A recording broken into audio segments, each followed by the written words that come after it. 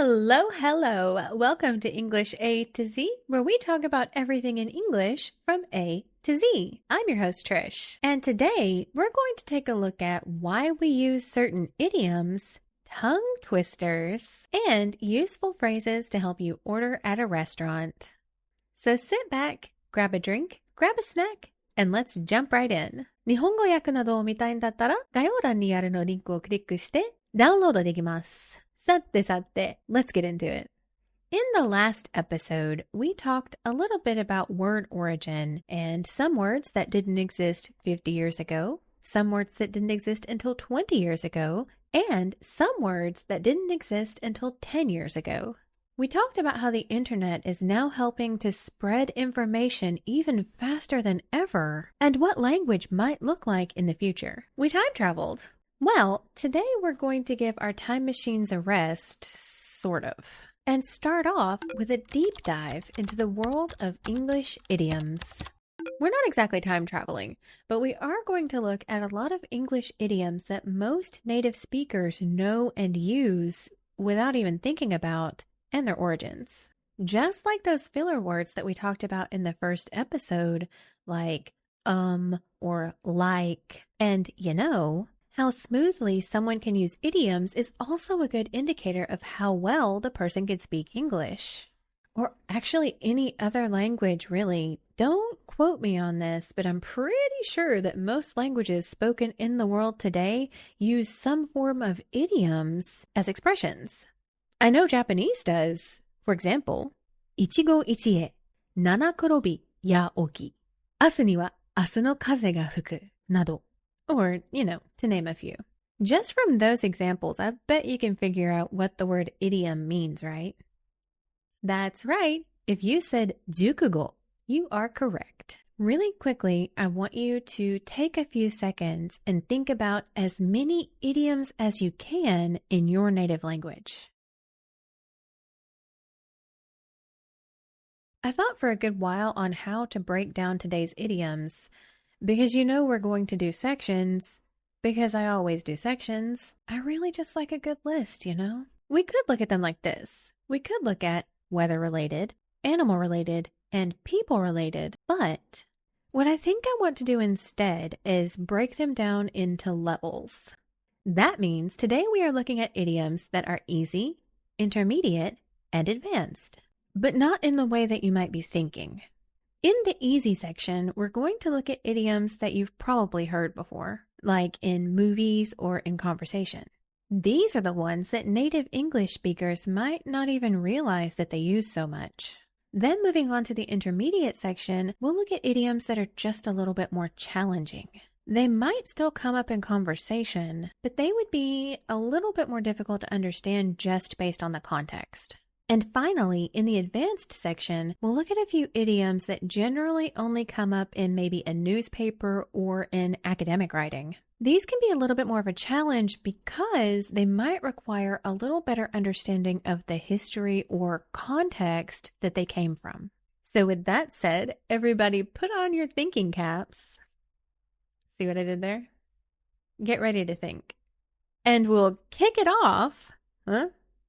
We'll start with idioms that are easy to understand. First up, one that you've probably heard before is break the ice. This means to start a conversation in a social setting that makes the people around you feel more comfortable. Historically, during winter months, trade ships would get stuck in frozen ice. The country who was supposed to receive the goods from the trade ship would often send out little boats to break up the ice so that they could receive the goods safely, and this was seen as a symbol of goodwill or friendship. This practice led to the use of break the ice in social settings. Have you ever had to break the ice but you didn't know how? I know I have. Also, if you've ever had to do any sort of fun little game or activity before, like a work training or a school training or some type of exercise that requires teamwork, you have participated in an icebreaker. An icebreaker is a game or activity that helps everyone in the room to feel comfortable with the setting and work better together as a team. Some people are huge fans of icebreakers and other people not so much. Where do you stand? Next up, let's take a look at spill the beans. To spill the beans means to reveal a secret or disclose information prematurely. This idiom is very likely based on the fact that in ancient Greece, councils would use colored beans to vote on something. The voters would cast their votes by placing colored beans into a jar. Typically, white would mean yes, and then the darker colored bean, like a black one or a brown one, would mean no. So then all of the beans were in the jar, and if someone were to accidentally tip the jar over, then everyone in the room would know, oh, this is leaning towards yes or this is leaning towards no, and everyone would know what the results of the election or the thing that they were voting on was. So spilling the beans was not a good thing. Even now, if you've ever accidentally spilled the beans on someone's secret, it doesn't feel great, does it? You know, because once those beans are all out of the jar and out in the open, it's impossible to get them back in without everyone seeing them. So if you've already told someone's secret, it's impossible to take it back because the secret's already out in the open. All you can do at that point is apologize and then hope that they forgive you. Next up is hit the nail on the head. This means to describe something exactly or answer something very precisely. The origin of this one is likely carpentry, but no one really knows for sure. We do know that this phrase is at least 600 years old and that it came to be in the common vernacular around the 1600s. This one has a pretty clear image, doesn't it? The image of the hammer striking the nail exactly on the head to hit it into the wood. I feel like this one, even if you just saw that, would be self-explanatory. But you never know. In Japanese, there's an idiom about a nail, right? Do you know it? Deru kugi wa utareru.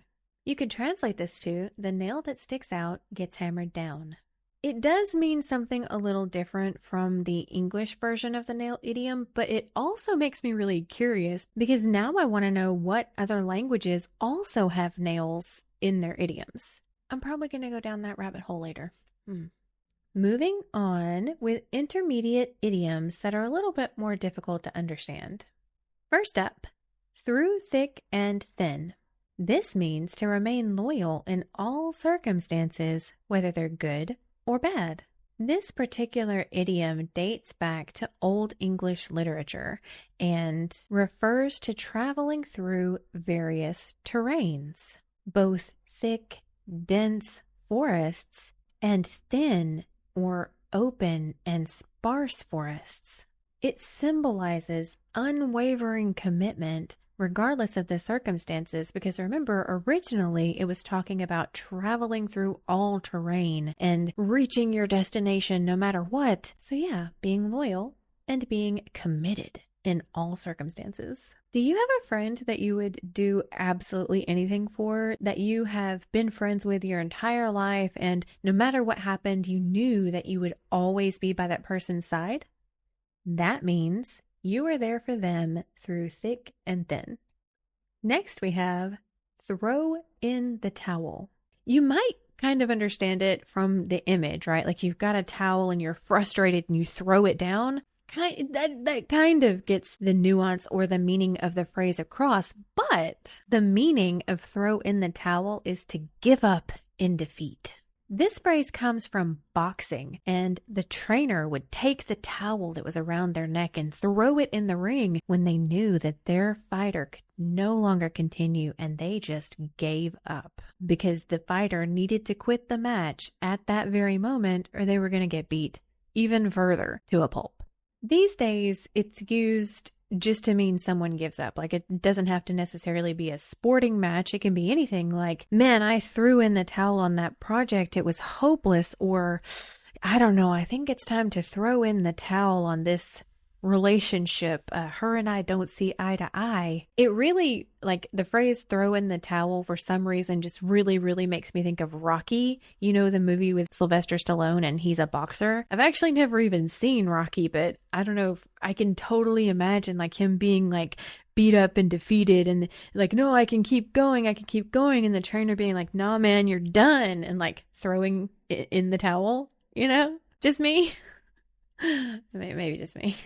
Now let's take a look at cut corners. This idiom means to do something in the fastest or cheapest way possible. It's not a good thing. The phrase cutting corners most likely originates from either like a racing sport or like horse racing, where the riders or the drivers would take like a more direct path by cutting across a corner instead of staying on the actual course. While this maneuver would have saved them time and also it could have won them the race, it's not really looked upon very nicely because it's often against the rules and is actually a really risky thing to do, and it could put the rider or driver in danger. That being said, cutting corners in business is also not a great thing to do.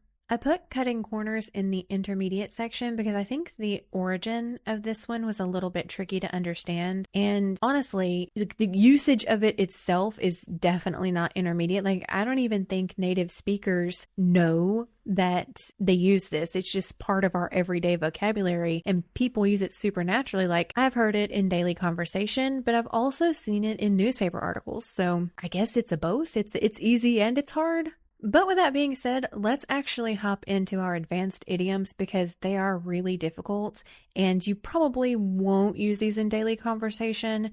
You would probably see them in a newspaper article and you would definitely see them in academic writing. Like I said, get ready for a challenge, okay? First up, cast pearls before swine. Have you heard this one before? It means to offer something of value to someone who cannot or does not appreciate it. This phrase comes to us from the Bible. It is in Matthew chapter 7, verse 6, where Jesus says, "Do not give what is holy to dogs, nor cast your pearls before swine, lest they trample them under their feet." It serves as a metaphor as to just how futile it is to offer something precious to those who cannot understand its worth. This phrase is usually used in literary or philosophical writing to criticize those who waste or disregard valuable knowledge, advice, or resources. Basically, don't waste your time. Don't cast your pearls before swine. Save them for someone who will actually appreciate them. The next one is one of my favorites, and we don't actually know if the story behind it is true or not, but the next one is playing the fiddle while Rome burns.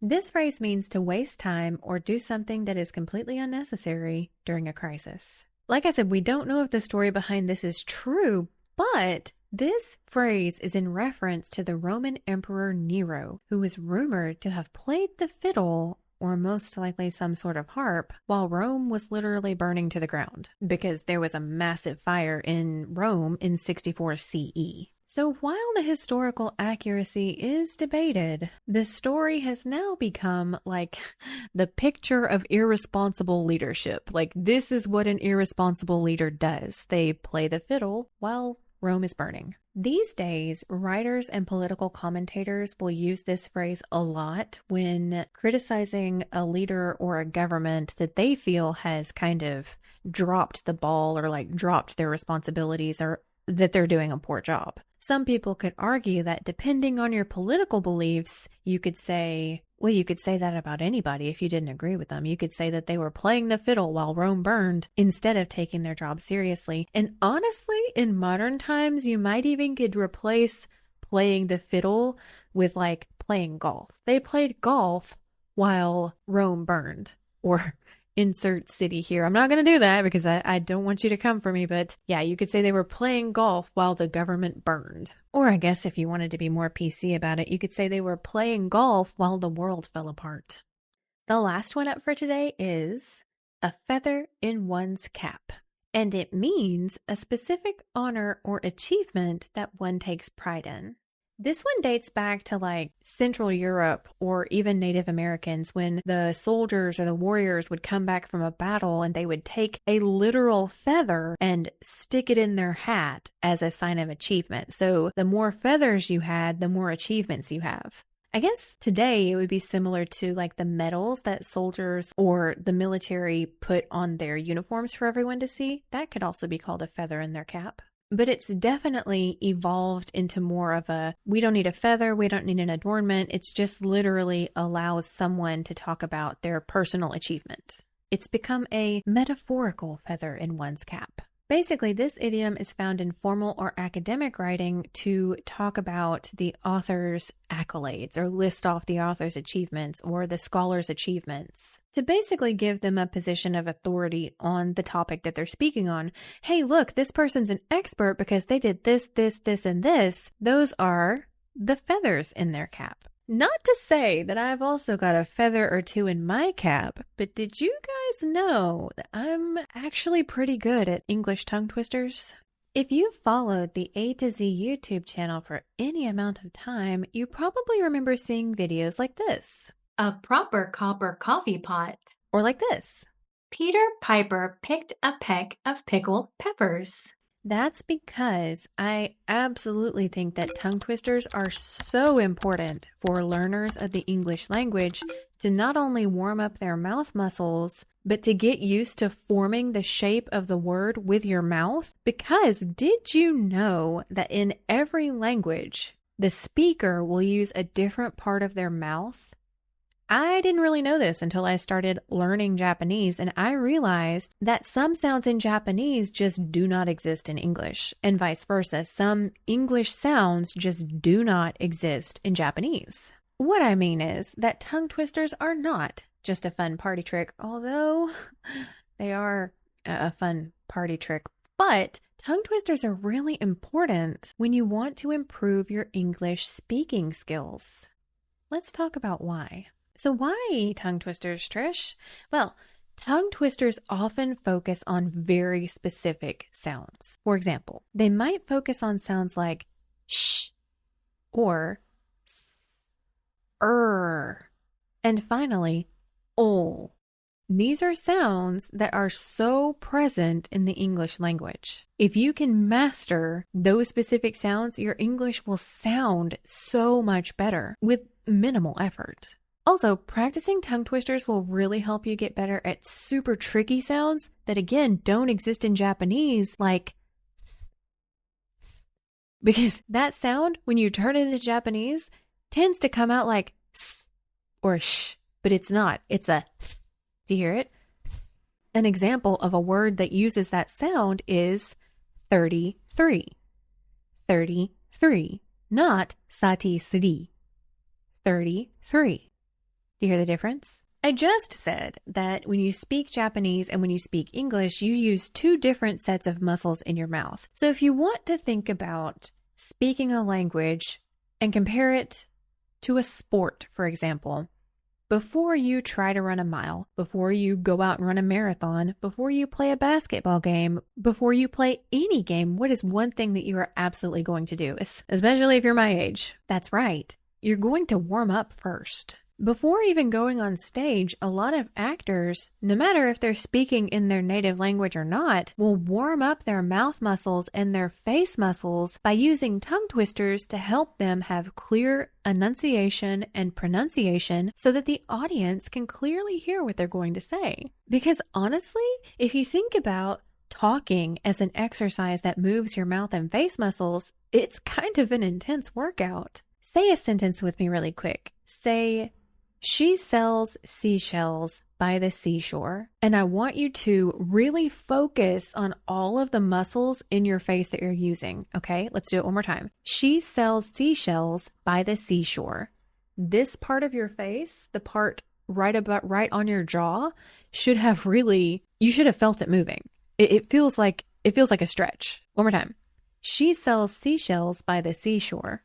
It makes sense to think of it like a workout if you really think about it, because you're not just going to rock up on a basketball court with no experience and expect to sink a three-pointer. It's just not going to happen. Or you're not going to have a super fast sprint if you haven't warmed up your muscles first. You might even fall down flat on your face. So why would you go into a conversation where you're not used to using those specific muscles and expect to have perfect pronunciation?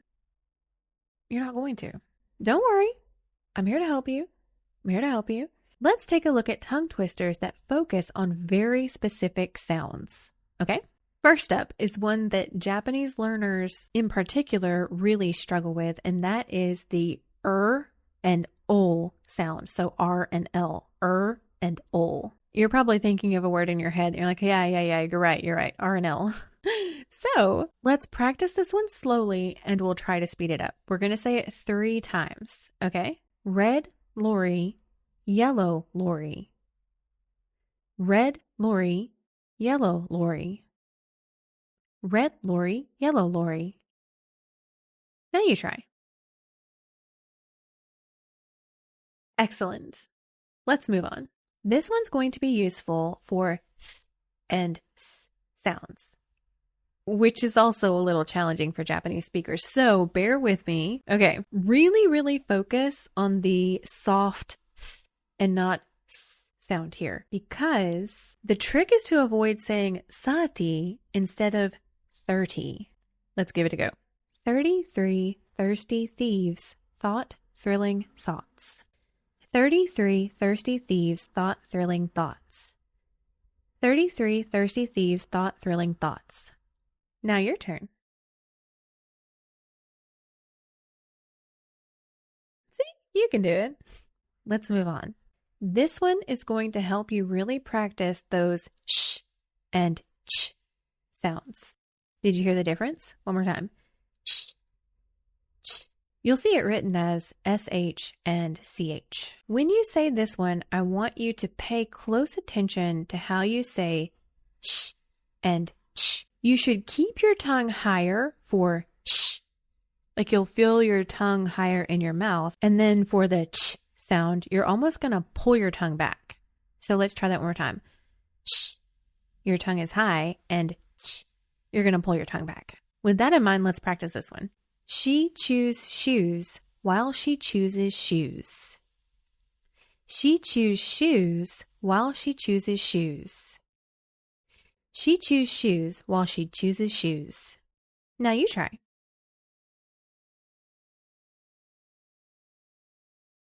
To be honest, that one was pretty hard, but we're going to keep going because we are not ready to throw in the towel. Right? This next one is going to help us practice nasal sounds. When we actually enunciate the letter N, you'll hear the sound, or rather you'll feel the sound coming through your nose. Let's try it together one more time. Do you hear it? Like it comes up through your nose. You should feel it almost echoing through your nose. That sensation, that feeling of the echo in your nose is actually really common in conversational English, but we talk so fast that we don't notice it. Every time you say, it's gonna echo in your nose. So let's practice this one. 9 nimble noblemen nibbled nuts. 9 nimble noblemen nibbled nuts. 9 nimble noblemen nibbled nuts. You know the drill. It's your turn now. I don't know. I think you got it pretty good that time. The last one that we're going to practice today is for vowel variation. And what I mean by that is a vowel, A-E-I-O-U, or A-I-U-E-O. We're going to practice those because sometimes when we speak English, it shifts in the middle of a word, right? Let's just give it a try. I saw a kitten eating chicken in the kitchen. I saw a kitten eating chicken in the kitchen. I saw a kitten eating chicken in the kitchen. Did you hear how many vowels that went through? I don't think it went through you, but it went through all of the other ones. Why don't you give it a try?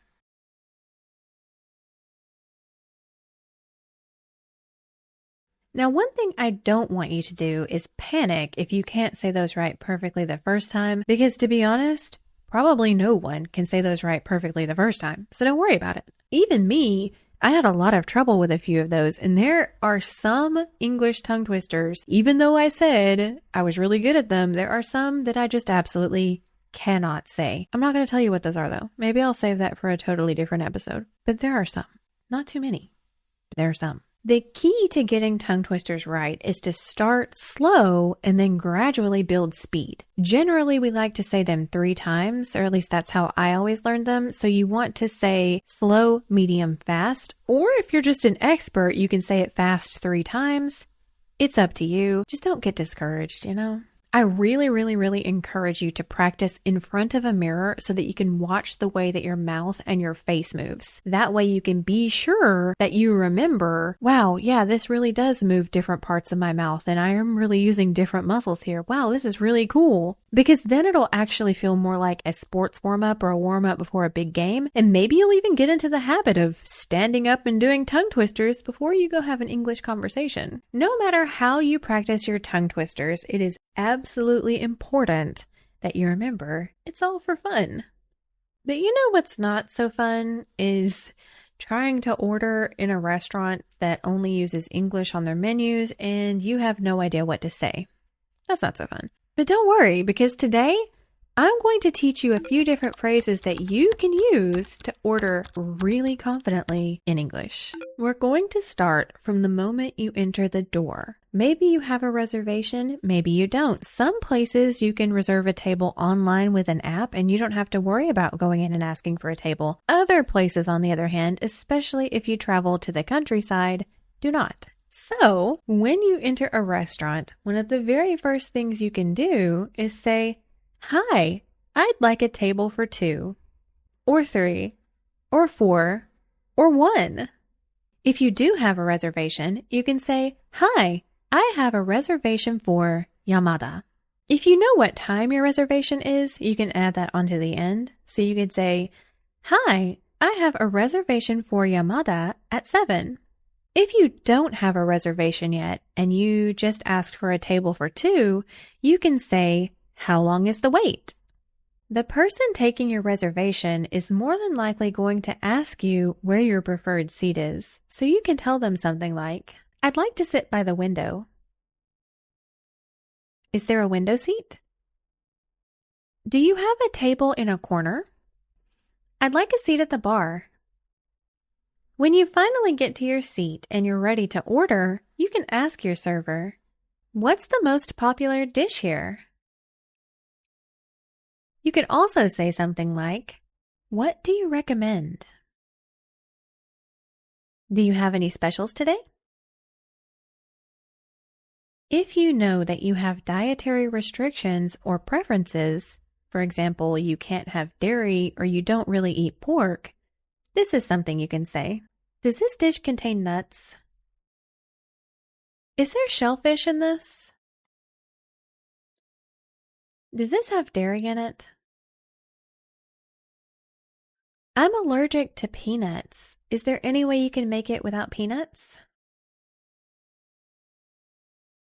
I don't eat pork. Do you have any vegetarian options? And then when you've finally decided and you're ready to order, "I'll have the grilled salmon, please." "I'd like a steak, medium rare."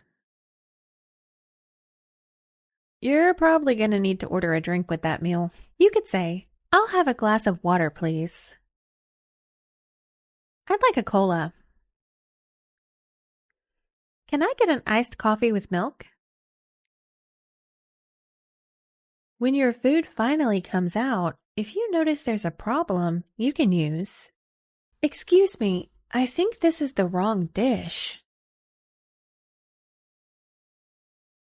"I ordered a hamburger, but this is a salad."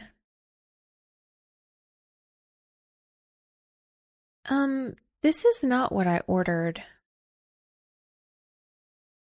When you've eaten all of your food and you're ready to go, you can ask your server, "Can we get the check, please?" "I'd like the check, please." Do we pay here or do we pay at the cash register? Sometimes you might need to split the bill. You can say, "Could we split the bill?"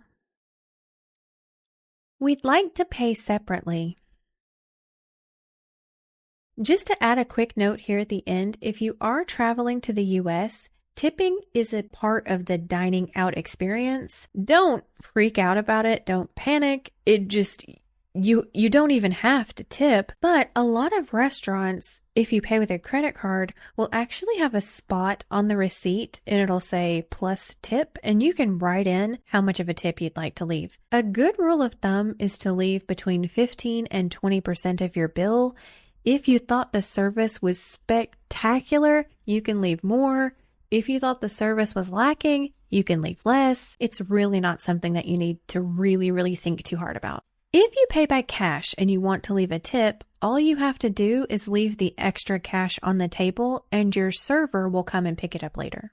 But really, you don't need to panic about tipping. You can leave as much as you want or as little as you want, and there's always going to be kind of an easy way to understand how to do it. And this is for dining at a restaurant. Like if you go to a place like Starbucks, they'll have a tip jar on the counter and you can just put cash in there. Usually at Starbucks, if you pay with a card, there's not going to be a spot for a tip on the receipt, but for restaurants, there usually is. That's all the time we have for today. We hope that you enjoyed your time with English AtoZ and that you learned something new. Tune in to our episode next time where we're going to be chatting about regional differences in the English language and useful phrases at the airport or for travel. Don't forget to follow us on social media at our handles listed in the description box. And if you like this episode, don't forget to follow, download, subscribe, do whatever you need to do so that you don't miss another episode. We hope to see you next time and have a fantastic week.